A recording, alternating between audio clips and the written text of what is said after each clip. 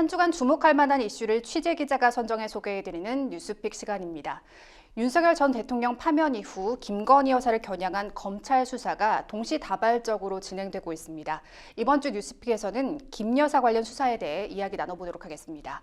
신 기자, 검찰이 김 여사에 대한 수사 범위를 확대했죠.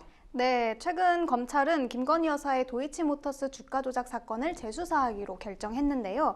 여기에 정치브로커 명태균 씨와 연관된 공천 개입 의혹부터 건진법사 다이아몬드 목걸이 수수 의혹까지 김 여사를 둘러싼 수사가 전방위로 확산하는 모양새입니다. 네, 그럼 하나씩 자세히 살펴보도록 하겠습니다. 검찰이 도이치모터스 사건 재수사에 나섰다고요? 그렇습니다. 지난달 25일 서울고검 형사부는 김 여사의 도이치모터스 주가 조작 사건에 대해 다시 수사하기로 했는데요.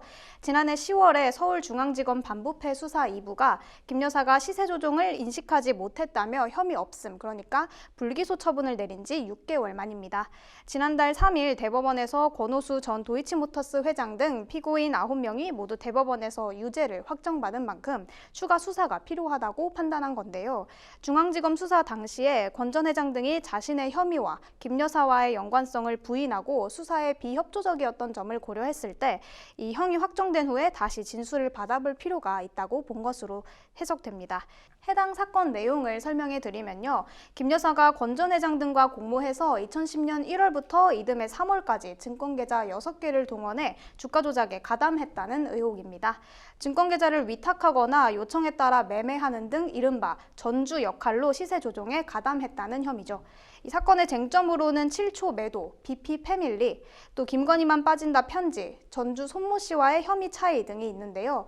서울고검은 최근 이 7초 매도의 진상 규명을 위해서 사건 관계자 조사 등을 진행할 계획인 것으로 알려졌습니다. 지금 말씀하신 7초 매도의 내용은 무엇인가요?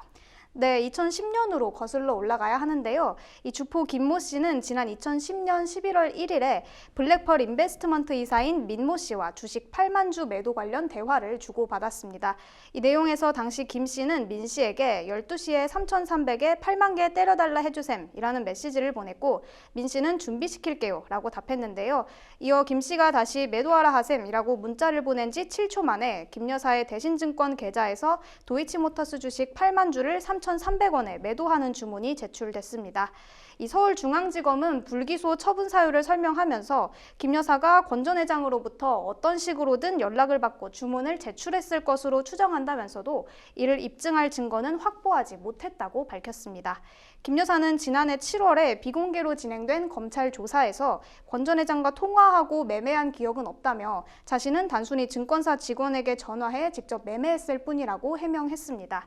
이 주가 조작 일당의 연락을 받고 7초 만에 전화 주문을 한다는 것은 불가능하다는 취지입니다. 수사팀은 이 같은 진술을 바탕으로 권 전 회장이 주가 관리 사실을 숨기고 김 여사에게 단순한 추천이나 권유로 매도를 요청했을 가능성이 상당하다고 판단했습니다. 이 상장사 대표가 선수를 동원해서 시세 조종을 하는 것은 이례적이라서 주식 이해도가 낮은 일반 투자자인 김 여사가 이를 인식하기는 어려웠을 것이라고 본 겁니다. 그러면서 전문 투자자인데다가 주가 조작 선수와 직접 연락하면서 편승 매매까지 한 다른 전주, 이 손모 씨와는 다르게 봐야 한다고 판단한 건데요. 다만 권 전 회장 2심 재판부는 주가 조작 일당 연락 과정에서 약 21분이나 소요됐다는 점을 고려했을 때 전화로 위 과정을 거치는데 별 문제가 없어 보인다며 유죄로 판단했고 이 판결은 대법원에서 확정됐습니다. 또한 이창수 서울중앙지검장 등의 탄핵소추를 기각한 헌법재판소도 김 여사 PC 기록 등을 확보할 필요가 있을 수 있음에도 적절히 수사가 이루어지도록 지휘감독했는지 다소 의문이 있다고 지적했습니다.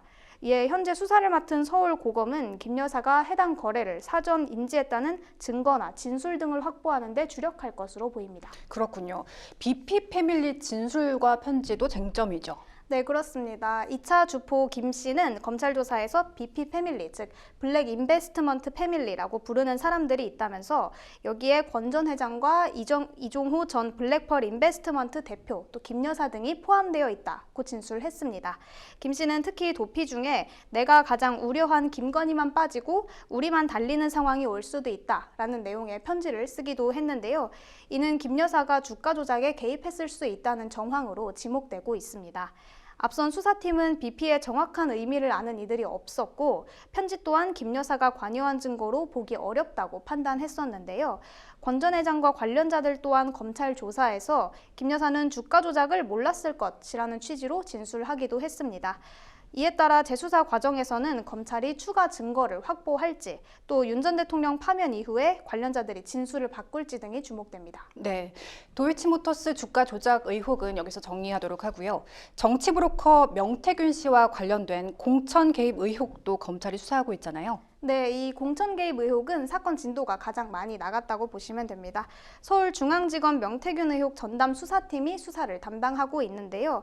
지난 대선 당시에 윤 전 대통령 부부가 정치 브로커 명 씨가 실질적으로 운영한 미래한국연구소로부터 81차례에 걸쳐 3억 7,500만 원 상당의 여론조사를 제공받고 그 대가로 김영선 전 국민의힘 의원이 2022년 보궐선거에서 경남 창원 의창 선거구 공천을 받아내도록 도와줬다는 게 골자입니다. 김 여사는 이와 함께 2022년 지방선거 또 22대 국회의원을 뽑는 4.10 총선 등에서도 공천에 개입하려 했다는 의혹도 받고 있는데요. 이 김 전 의원 공천에서 각종 선거 공천으로 수사가 확대되는 것이죠. 명 씨는 22대 총선 전인 지난해 2월에 김 여사가 김 전 의원에게 경남 창원 의창 선거구에 김상민 전 검사가 당선될 수 있도록 지원한다면 선거 이후에 장관 또는 공기업 사장 자리를 주겠다고 제안했다 이렇게 주장하고 있습니다. 이에 검찰은 최근 명 씨를 비롯해서 공재강 전 평택시장 또 김상민 전 검사, 문충훈 환동해 연구원장 등 공천 개입 의혹 관련자들을 불러서 조사했고요. 해당 의혹 수사에 속도를 내고 있는 상황입니다. 네, 공천 개입 의혹과 관련해 김 여사 대면 조사도 임박했다는 관측이 나오던데요. 그렇습니다. 검찰이 공천 개입 의혹 관련자들을 잇따라서 소환 조사한 만큼 조만간 김 여사도 대면 조사를 진행할 것이라는 관측이 나오고 있습니다. 또한 지난해 검찰이 비공개 출장 조사를 진행하면서 이른바 황제 수사 논란이 불거지지 않았습니까? 윤 전 대통령 파면으로 김 여사 또한 대통령 부인이라는 정치적 방어선도 없어졌고요. 법조계 안팎에서는 이 같은 상황을 고려했을 때 소환 조사가 불가피하다는 이야기가 나오고 있습니다. 앞서 김 여사가 서면 조사를 제안을 했는데 검찰이 이를 받아들이진 않았죠. 네, 검찰은 최근 김 여사 측의 대면 조사 방침을 거듭 강조한 것으로 알려졌는데요. 이 김 여사 측이 검찰에 서면 조사도 가능하냐고 하자 검찰 수사팀이 조사할 양이 많고 물어볼 것도 많기 때문에 서면 조사는 적절하지 않다 이런 취지로 답한 것으로 알려졌습니다. 다만 김 여사는 최근 국회 과방위 출석 요구에 심신쇠약을 이유로 불출석 의사를 밝힌 바 있어서 이른 시일 내에 이 대면 조사에 응하게 될지는 미지수입니다. 그렇군요. 최근에는 건진법사가 받은 다이아몬드 목걸이와 관련해서도 논란이 이어지고 있죠. 그렇습니다. 무속인 건진법사 즉 전성배 씨와 관련한 부정 청탁 의혹인데요. 전 씨는 지난 대선 과정에서 윤석열 캠프 네트워크 본부 상임 고문을 맡았던 인물입니다. 윤 전 대통령 부부와의 친분을 바탕으로 공천과 인사 청탁을 받으며 이권에 개입한 혐의로 현재 검찰 수사를 받고 있습니다. 특히 최근에는 전 씨가 지난 2022년 통일교 전 고위 간부인 윤모 씨로부터 건네받은 김 여사 선물이 논란이 되고 있는데요. 이 선물들은 6천만 원 상당의 다이아몬드 목걸이와 고가의 명품 가방, 인삼 등입니다. 모두 윤 전 대통령 당선 이후에 전달됐으며 각각 다른 시점에 전 씨에게 전해진 것으로 파악됐습니다. 서울 남부지검은 윤 씨가 통일교의 캄보디아 사업 등에 필요한 정부의 공적개발원조 지원을 받기 위해서 건진법사를 통해 청탁했는지 수사하고 있습니다. 건진법사 전 씨가 줄곧 윤 전 대통령 부부와의 친분을 과시해온 만큼 이 글을 일종의 로비 창구로 활용해서 선물 공세를 펼쳐서 사업에 도움을 받으려 했을 것이라는 판단입니다. 앞서 전 씨 측은 목걸이가 김 여사에게 전달되지 않았으며 자신이 목걸이를 잃어버렸다고 진술을 했는데요. 검찰은 이 선물들이 최종적으로 김 여사에게 전달이 됐는지 물건들의 행방을 중점으로 수사하고 있습니다. 전 씨는 김 여사의 모친인 최은순 씨와 통화를 하거나 김 여사가 운영한 코바나 콘텐츠 고문 명함을 갖고 다니는 등 인연이 있는 것으로 전해졌습니다.